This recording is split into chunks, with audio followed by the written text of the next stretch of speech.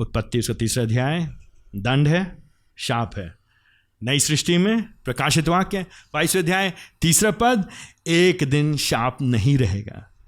हम प्रभु के साथ होंगे। यीशु मसीह कारण जो इस संसार में आए, जो दूसरा आदम है, जिसने पाप नहीं किया, जिसने विद्रोह नहीं किया, जिसने परमेश्वर के वचन पे शक नहीं किया, जो किसी दूसरे के द्वारा प्रभावित नहीं हुआ, लेकिन वो स्त्री का वंश का है, स्त्री के बीज में से निकला है, और उसने क्रूस के ऊपर उस सर्प के वंश, शैतान जो अजगर है, जो आरंभ से लोगों को बहका रहा है, उसके सर को कुचल दिया है और एक दिन पूरी तरह से उसको पराजित कर देगा।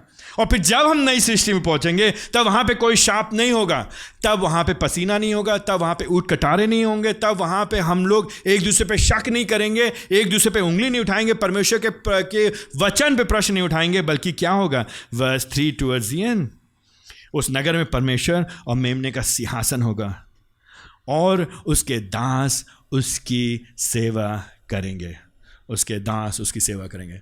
तो उत्पत्ति उसका 3 अध्याय यद्यपि एक त्रासदीपूर्ण चैप्टर है, लेकिन बाइबल की कहानी उत्पत्ति 3 अध्याय में समाप्त नहीं होती है। बाइबल कहानी प्रकाशित वाक्य में आगे चल के पूरी होती है। एक दिन प्रभु जी ठीक करेंगे वो जो सर्प जो कि धूर्त है, शैतान जो कि चालू है, परमेश्वर की योजना को बिगाड़ना चाहता है, लेकिन यीशु मसीह में होकर के, रोमियो उसके 5वें अध्याय में होकर के, प्रभु जी एक मनुष्य के द्वारा, जो नया आदम है, यीशु मसीह के द्वारा सब कुछ बढ़िया करेगा।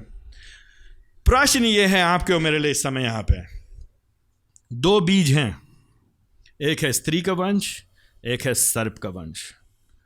सर्प का वंश हमेशा परमेश्वर के लोगों के विरोध में होगा।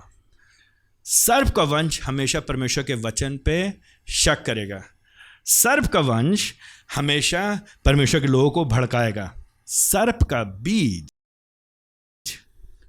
हमेशा परमेश्वर की बातों के विरोध में जाएगा।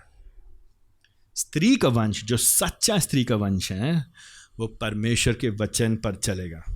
तो प्रश्न आपके लिए है, किस बीज के हम और आप हैं?